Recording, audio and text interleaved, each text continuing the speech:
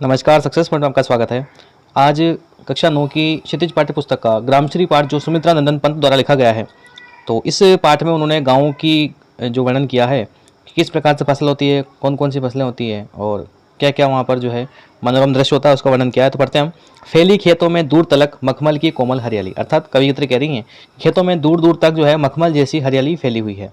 लिपटी जिसमें रवि की किरणें, अर्थात जिसमें किसकी किरणें, रवि यानी कि सूर्य की किरणें इस प्रकार से लिपटी हुई हैं जैसे मानो लगता है कि चांदी की क्या बनी हुई हो, जाली बनी हुई हो। तिनकों के हरे तन पर, यानी कि पेड़ पौधे किस कलर के होते हैं, हरे, तो पेड़ पौधों के हरे तन पर ऐसा लग रहा है कि जैसे हिल हरित रुधिर है जला रहा झलक, कि किरणों के पड़ने से, सूर्य की किरणों के पड़ने से जो रुधिर यानी कि रक्त कैसा दिख रहा है, हरा, क्योंकि पेड़ पौधे कैसे होते हैं, हरे। तो सूर्य का प्रकाश जब उनमें से आर पर गुजरता है तो कैसा लगता है, हरा हरा, जिसमें क्या दिख रहा हो, रुधिर नजर आ रहा हो। श्यामल भूतल पर झुका हुआ नभ का चिर निर्मल नील फलक, अर्थात और इस हरियाली को देखकर ऐसा लग रहा है कि जैसे आकाश ने अपनी चादर फैला रखी हो, यानी कि धरती को एक चादर से उसने ढक रखा हो, ऐसा प्रतीत हो रहा है। नेक्स्ट, रोमांचित सी लगती वसुधा, यानी कि वसुधा यानी कि पृथ्वी, आई जो गेहूं की बाली, यानी कि जो पृथ्वी है वो बहुत ही रोमांचित यानी कि बहुत ही प्रसन्नचित लग रही है, क्योंकि गेहूं में नई बालियां आ गई, यानी गेहूं के दाने आ गए हैं। अरहर सनई की सोने की किंकणियां है शोभाशाली, किंकणियों का मतलब होता है करधनी, यानी कि जो महिलाएं कमर पर पहनती हैं। तो अब यहाँ पर इसमें क्या तात्पर्य है, अरहर सनई की सोने की, अर्थात अरहर की जो दाल होती है वो भी कैसे कलर की होती है, पीले कलर की। तो पृथ्वी पर अरहर की जो दाल, अरहर की जो फसल पककर तैयार हो गई है, तो मानो ऐसी लग रही है जैसे किसी महिला ने अपने कमर में सोने की करधनी पहन रखी हो। उड़ती भीनी तेलाक्त गंध, फूली सरसों पीली पीली, और वातावरण में सरसों की जो है, सरसों की फसल पक गई है, इसलिए उसकी जो भीनी भीनी यानी कि मंद मंद जो गंध है वो फैल रही है, और इस प्रकार से लग रही है जिस प्रकार से तेल के ऊपर, मतलब पानी के ऊपर क्या तैरता है, तेल तैरता है। लो हरित धरा से झांक रही नीलम की कली तीसी नीली, और इस हरित हरियाली के बीच में नीलम और तीसी जो कि दो पुष्पों के पौधे होते हैं, इनके नीले फूल आते हैं। तो इस हरी हरियाली के बीच में नीले कलर के नीलम और तीसी के पुष्प भी बड़े ही सुंदर प्रतीत हो रहे हैं। अगली पंक्तियाँ, रंग रंग के फूलों में रिलमिल हंस रही सखियाँ मटर खड़ी, और अब क्या होता है कि विभिन्न रंगों के फूलों के बीच में जो है मटर की फसल भी खड़ी हुई है और हंसते हुए प्रतीत हो रही है।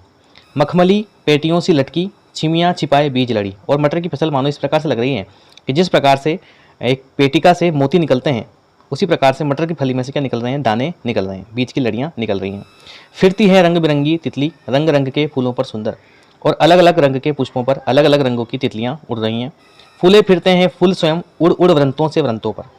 अब तितलियों का रंग भी पुष्पों के रंगों के समान होने के कारण ऐसा लग रहा है कि जैसे कुछ पुष्प के ऊपर, जैसे मान लो पुष्प ही किसके ऊपर बैठे हुए हैं, पुष्पों के ऊपर, क्योंकि तितलियों का कलर भी कैसा है, पुष्पों के समान ही है। तो ऐसा लग रहा है जैसे पुष्प ही पुष्प के ऊपर बैठे हुए हैं। अब रजत स्वर्ण मंजरियों से लद गई आम्र तरु की डाली, और अब रजत यानी कि चांदी, स्वर्ण यानी कि सोने की, मंजरी यानी कि डालियाँ। तो अब डालियाँ कैसी लग रही है, सोने और चांदी की तरह, और उन पर क्या लद गई है, आम्र यानी कि आम के जो फल हैं वो पेड़ की डाली पर लद गए हैं। झर रहे ढाक पीपल के दल हो उठी कोकिला मतवाली, और अब पलाश और पीपल के जो पेड़ के जो पत्ते हैं वो एक साथ झड़ रहे हैं, और उनको देख करके जो कोयल है वो खुशी से मतवाली हो रही है, क्योंकि अब कैसी ऋतु आ गई है, वसंत ऋतु आ गई है। नेक्स्ट है, महके कटहल मुकुलित जामुन जंगल में जरभेरी झूली, यानी कि कटहल की फसल अब पक चुकी है, जामुन मुकुलित जामुन, जामुन भी है, जामुन यानी कि जामुन उगने लगे हैं, मुकुलित का मतलब अभी उगने ही लगे हैं। जंगल में झरभेरी झूली, और झरभेरी की जो झाड़ियाँ हैं वो जंगल में चारों तरफ फैल गई हैं। फूले आड़ू नींबू दाड़िम आलू गोभी बैंगन मूली, तो अब खेतों में जो है आड़ू जो कि एक मीठा फल होता है वो, नींबू और दाड़िम यानी कि अनार, आलू गोभी बैंगन मूली आदि की जो फसलें हैं वो खेतों में पककर तैयार हो गई है। पीले मीठे अमरूदों में अब लाल लाल चित्तियाँ पड़ी, और अमरूद की जो फसल है तो उनमें भी अब लाल लाल निशान हो गए, यानी कि वो भी अब पककर तैयार हो गए हैं।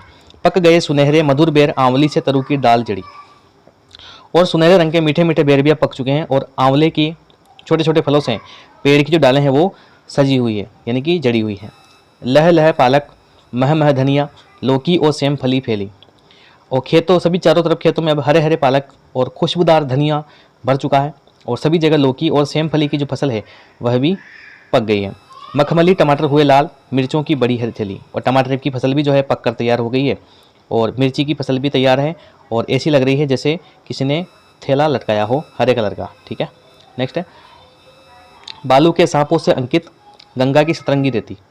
अब गंगा नदी के किनारे रेती के ऊपर निशान जो हो रहे हैं उनको देखकर ऐसा लग रहा है जैसे कि चल रहे हो सांप चल रहे हैं।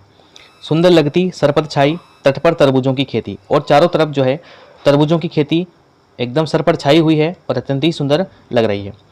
अंगुली की कंधी से बगुले कलंगी सवारते हैं कोई, और वहीं पर जो है बगुले हैं जो अपने पैरों से बालों को इस प्रकार संवार रहे जैसे कोई कंघे से अपने बालों को संवार रहा हो, और बगुले अपने पैरों से बालों को संवार रहे हैं। तिरते जल में सुरखाब पुलिन पर, सुरखाब का मतलब होता है सारस, ठीक है। तो एक तरफ तो गंगा नदी के किनारों पर या तट पर सारस पक्षी तैर रहा है, तथा दूसरी तरफ मगरोठी जो पक्षी है वो सोया हुआ है, ठीक। हसमुख हरियाली हिम आतप, और हसमुख हरियाली हिम आतप, हिम आतप का मतलब ठंड के दिन आ गए हैं। तो सर्दी की जो सुबह की धूप होती है उसमें हसमुख हरियाली सुख से सोई हुई लग रही है, सुख से अलसाए से सोए यानी कि सोई हुई लग रही है, शांत लग रही है। भीगी अंधियाली में निशी की तारक स्वप्नों में से खोए, अर्थात और इस अंधेरी रात में तारे ऐसे लग रहे हैं जैसे वे कहीं सपनों में खो गए हैं, तारक स्वप्नों में खोए। मरकत डिब्बे सा खुला ग्राम जिस पर नीलम नभ आच्छादन, और इसमें गांव इस प्रकार से लग रहा है जैसे जिस प्रकार से मणियों से यानी कि रत्नों से, सोने चांदी के रत्नों से जो भरा हुआ एक डिब्बा होता है तो उसको खोलने पर वो कैसे चमकता है, उसी प्रकार से गांव भी ऐसा लग रहा है। और उसके ऊपर चारों तरफ से कौन छाया हुआ है, नीलम नभ यानी कि नीला आकाश छाया हुआ है।